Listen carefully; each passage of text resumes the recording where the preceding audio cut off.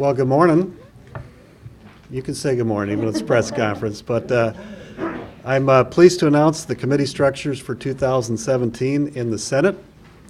I will tell you that we have a lot of great members, 34 of them, but 22 that already have experience. Many of those have already been chairs in 2011 and 2012, and they have subject matter where they have expertise and they can bring it to the committees.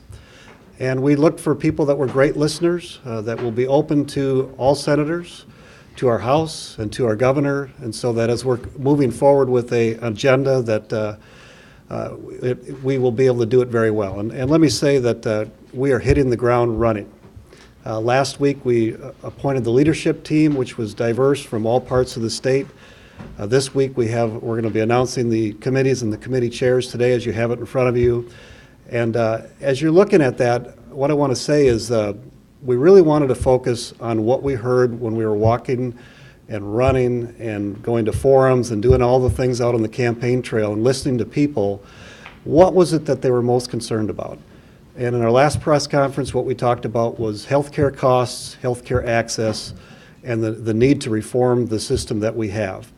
And so as you see this committee structure, there is one area that has significant change, and I want to address that one. We created two strong health and human service committees, not just one, but two, to reflect that top priority. And we're going to have to get used to this a little bit because there are big items in each one of those. But the first one is Health and Human Services, Finance and Policy, and that will be chaired by Senator Michelle Benson. She has been our go-to leader on health care now for a number of years, and we felt that she best fit that position. She will be ready to react to what's happening in Washington, D.C., and to take Minnesota back to being the number one place that provided health care for Minnesotans. And I had a chance to talk to a couple of senators out in D.C., not our senators, but federal senators on the majority, the Republican majority, and they basically said that we should expect Obamacare to be gone in one way or the other, dismantled or gone right away, which means that in Minnesota that we are going to have to look at that seriously about what we do. And so we believe that Michelle Benson, Senator Benson, is up to the task and can do great work there. But her committee is also going to handle a few other big public programs like medical assistance, Minnesota Care, I mentioned MNsure, and the Healthcare Access Fund. There's more to it than that, but I wanted to give you some big areas. That will be a lot of work and a lot of responsibility, but I know that she is up to the task. The other big healthcare committee will be chaired by Senator Jim Abeler. His committee is going to be called Human Services Reform, Finance and Policy. And he's going to be tasked with finding savings in the HHS budget and reform. And how do we deliver services to the people of Minnesota the best way we can? And as most of you know, Jim chaired the HHS committee in the House back in 2011. And so he's already had experience working in this area and actually bending the spending curve in HHS where it made sense. So you can see that we have two great chairs, two really big committees, very important committees for our number one priority.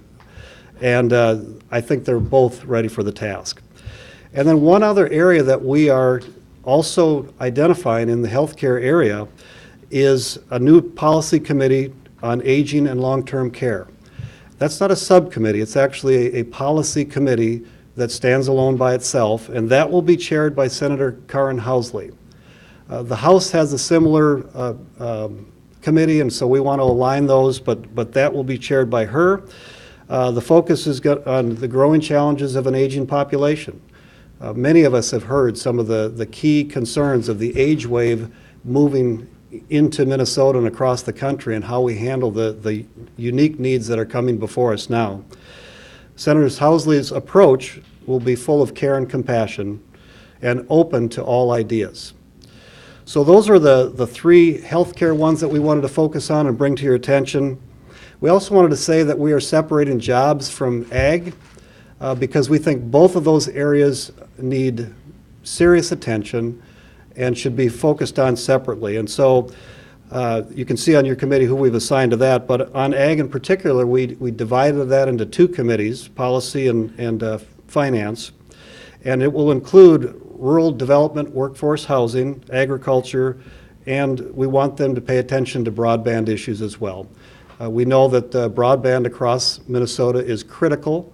If you're going to compete in rural Minnesota and you don't have broadband access, it's very difficult to compete as a business owner, in the medical profession, and certainly the education that we want to provide for our students. And so we want to focus on that as well. So that's the basics of what we wanted to release to you today, but certainly I will take any questions as well.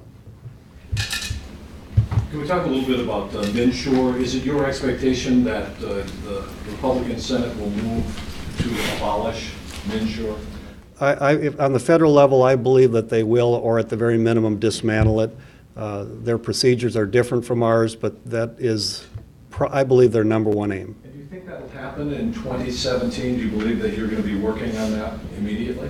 I do believe that will happen in 2017. And so, as you know, MNsure stands separate from the Affordable Care Act the way we set it up, and so it creates some of its unique challenges that I know Senator Benson will be up to the task. And I mentioned earlier that we have a number of folks that are very concerned about this area and have been working on it for a number of years. Does that mean that you would move on that before the federal government acts? I think we'll work in tandem with what they're doing. There's a number of things that we can do right away. For example, we know that the high-risk pool has to be broadened in some form. That's part of what is causing the rates to be so high in MNsure. So that really doesn't matter whether they dismantle it or not. We have to work on that. And Senator Abeler has proposed some things to the governor. I just don't know how public they are right now, so I'd rather not. But we know that we have to work on that day one. That'll be our number one priority. Is the goal universal coverage? I mean, do you consider health care, access to basic health care, a right of all Minnesotans? You know, that's the question that is asked all the time. We want to cover people the best possible way in Minnesota. I think the care formula that we had prior worked much better. On the bottom, we had medical assistance. The next level up was Minnesota Care for those that had difficulty funding it, but we still wanted to get them care and some relief. Then we had MSHA, which basically took care of all the people that were ineligible so you could get insurance, and finally the healthcare system that we had for everyone else. And so we had a way to cover everyone, and so you know that certainly that's my goal, is that we have the system that best reaches people for the best cost and most care. There are tens of thousands of Minnesotans now covered who were not covered previously. When you are finished, will 96% or more of Minnesotans be covered? I think if we don't do anything this year, we will find just as many people not covered, but it'll be your farmers, it'll be your small business owners whose premiums are $30,000 a year or higher with a $10,000 deductible. They're telling me I'd rather pay the penalty and take my chances. The penalty under Obamacare was, I believe, 2.75% of their adjusted gross income. They'd rather pay $1,500 or $2,000 than not. And so the system that we have adopted right now, in the end, I believe you'll see less people on it if we don't make some of the changes that need to be done. Minnesota has a record low uninsured rate. Is your goal to have a record low uninsured rate? Will you have 96% as we have now? My goal is to provide the care that we have, the best care that we can provide, with access to the most amount of people for a price that we can afford. And you know, there's a number of factors. Price is a factor. You know, so we have to balance all of those out. And I think that's been Minnesota's goal all along. What's changed now, though, is access has been dramatically limited to many people, and costs are at a place now that it's unaffordable for many people. And so that formula has to change. Is there more than just a name change here with the commerce thing? The commerce and consumer protection. The consumer protection part has been added to the title. What's in that purview, and what's behind the emphasis? Commerce and consumer protection, what's in that committee really hasn't changed. It always has been about both the industries that work in there and making sure that the consumer is protected.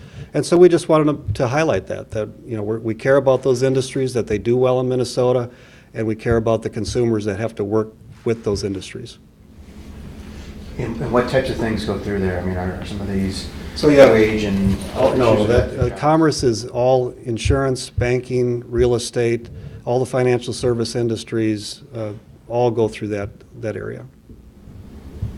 Over the years, the Republican ideas and bills have been bottled up because the Democrats have been in control. Now that you're in control, will some of those be heard this coming year, including, for example, defunding Planned Parenthood?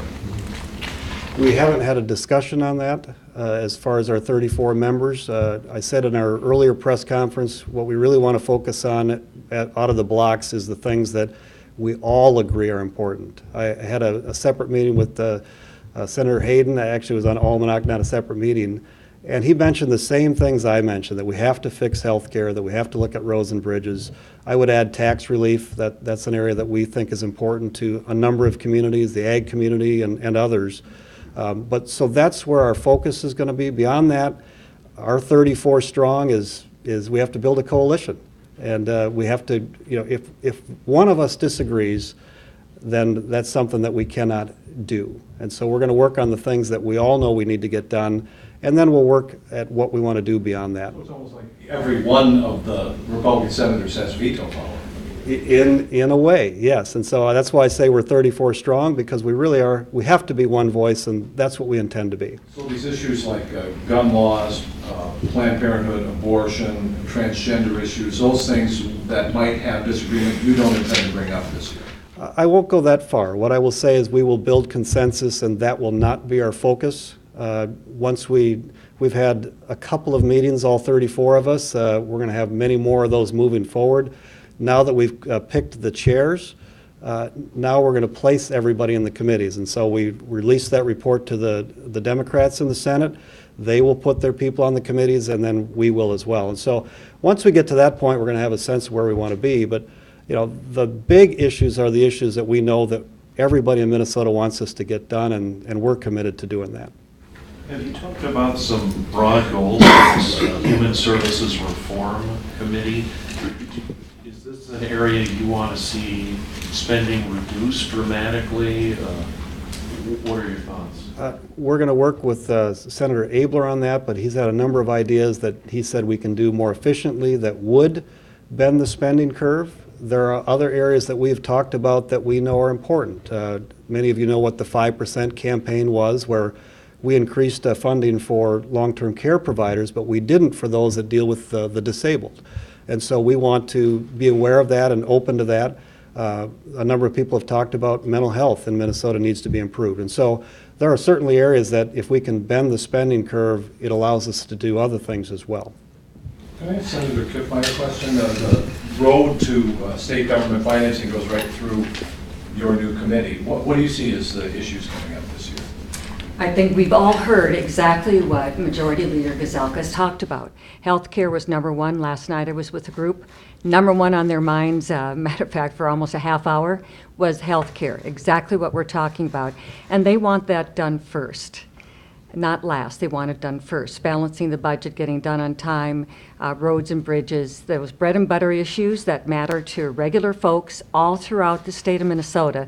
That's where they want to go. And so I'm very proud and honored to be a part of that in my committee, because we are a team. Every single committee has an impact on another committee.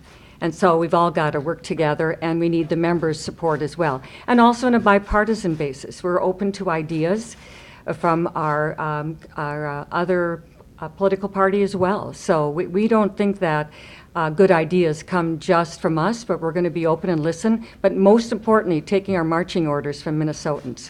I'm not sure about this, but does the pay hike issue come through your committee, the legislative council for pay raises? There may be a variety of things, and again, we just got the chairs of committees. Some of the details as far as what is going to be in every committee is not all settled yet, so I don't know for sure. You know, that your committee, under normal circumstances, would have quite an expansive purview, and now you've added elections. What's the thinking there to put that in with the rest of the stuff? Well, I would suspect that my previous experience as Secretary of State and on elections, that within my own caucus, they have recognized that and wanted me to have have that as well as my state government experience as being in a executive branch of government, that dealing with state government agencies, all of them, puts me in a unique spot to understand and to be able to be helpful in any committee, but especially in this one. So I think both elections and the state departments in general. We're just coming off an election. Do you have any thoughts about what types of things you saw that should be addressed in the Well, let me mention something about Senator Kiffmeyer first, because that it was our decision that she have elections with state government, and we felt like nobody knows elections better than Senator Kiffmeyer, and somebody that's also fair and objective.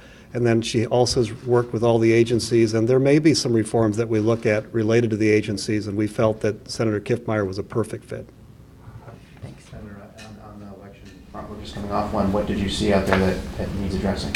Well, it's been interesting this year as being involved in the Hennepin County recount in Senate District 44, being on the ground and sitting counting the ballots as well. So, but again, that's not a foreign subject for me anyway, just a little different role in that regard.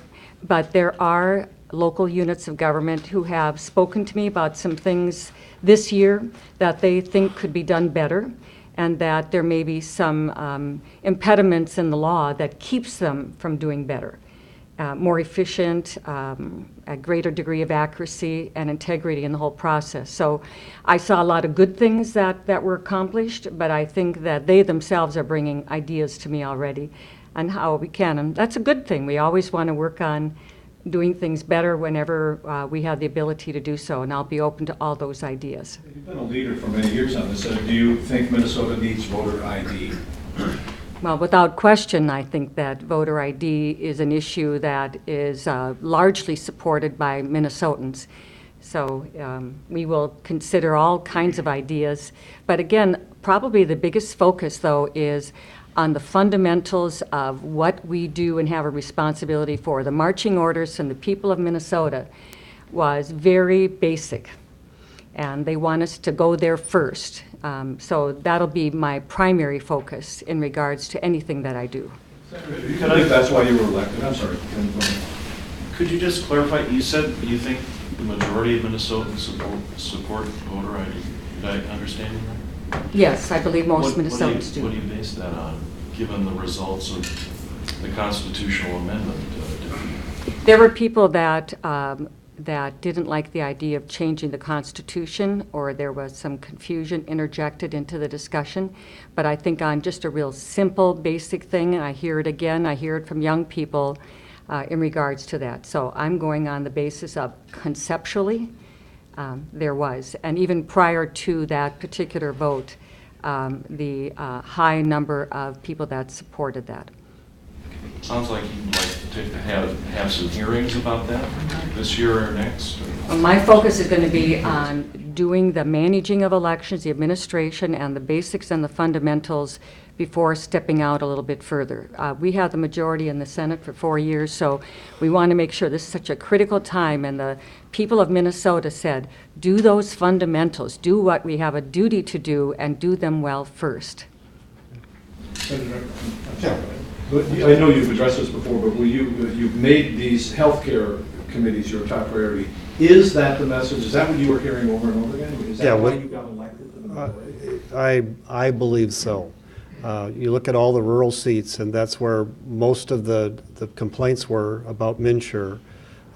People said it's only 5% of the population, but it's many, many farmers, small business owners, and people that reflect throughout rural Minnesota. So without a doubt, that's the number one concern we talked about. We know there's other factors, but that was the number one concern that people brought up.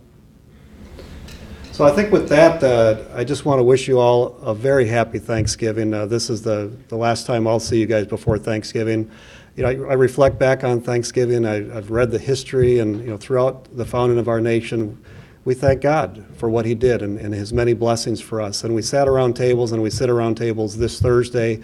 And I would just say that, take the time to just really appreciate the people around the table with you. We are so blessed as a state and as a nation.